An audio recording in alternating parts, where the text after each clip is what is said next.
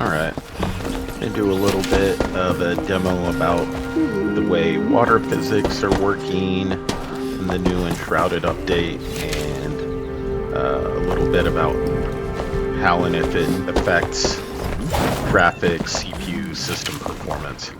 So, yeah, let's go in and look at graphics settings real quick. Go into settings here. We're at 3840 by 2160, which is full 4K native resolution, running in balanced quality preset right now, but I'm going to go ahead and turn that up to max quality just to see what the kind of the top end of the performance requirements can be. This system that we're running on has a Ryzen 9 9950X3D 16-core processor, one of the higher end CPUs out there that's available right now, especially for gaming, and then also a NVIDIA RTX 5090, which is also towards the top of the line as far as GPUs go. So you can see the frame rate, the CPU, the GPU utilization down there. So at 4K, kind of everything maxed out.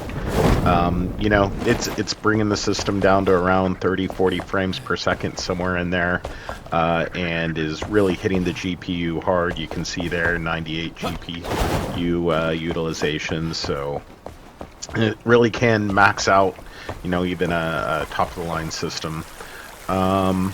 This is one of the more interesting aspects I've noticed with the water, which is it's almost, I guess the best way to describe it would be gel-like. So if you look at this, we've got a kind of a garden here with a ridge around it to try to keep the water in.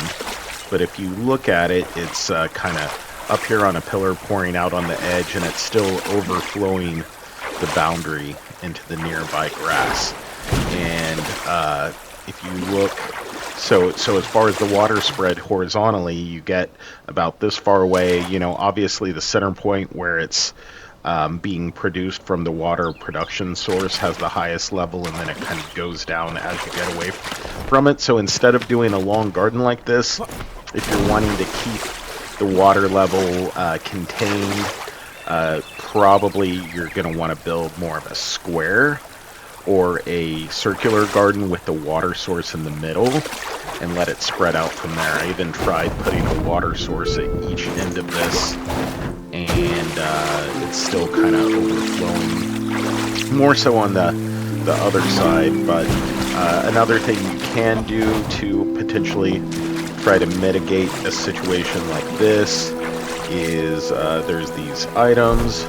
If we look at them, this is a floor drain. So I believe if I put a floor drain here, it's going to start draining off some of this overflow water, and that could potentially help reduce the amount of water that you have in a overflow situation to keep it within the boundaries.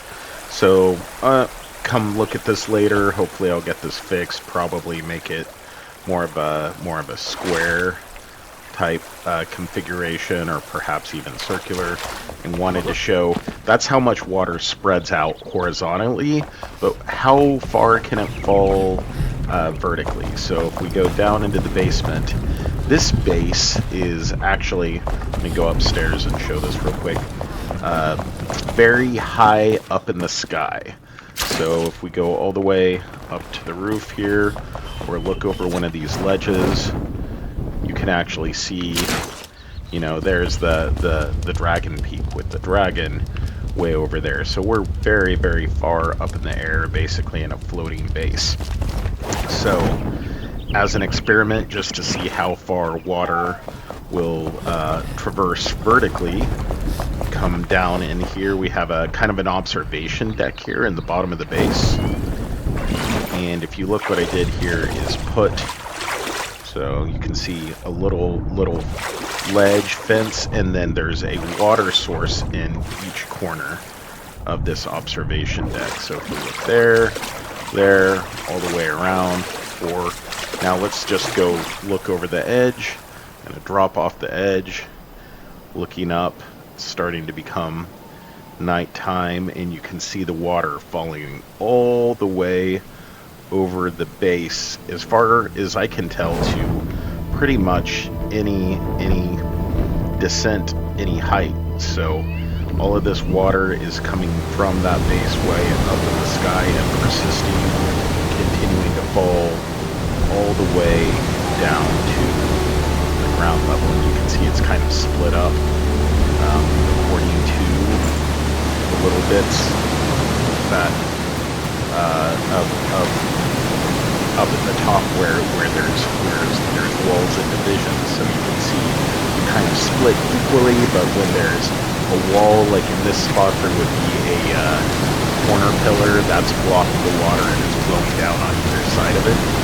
So it actually translates that design all the way down to the game level, ground level. Sorry, and yeah, it doesn't look like even having that much water falling or is really impacting performance too much. You can see, yeah, like GPU utilization definitely high. That's more because of our graphics settings. So I can go back to settings here, and let's drop it back to balanced. You can see our FPS pretty much doubles, with not a huge impact in the actual graphics quality. And then if you wanted even more frames per second, then you could possibly drop this down even down to something like performance and have even a higher number. Actually, I think I may have an FPS cap on the system, but you can see even at 60 FPS cap, it's dropping the GPU utilization and the CPU utilization a decent amount. So that's kind of the things to keep in mind with water. Is it will fall any distance vertically, but it'll actually spread out horizontally only a certain number of voxels or squares before basically going away.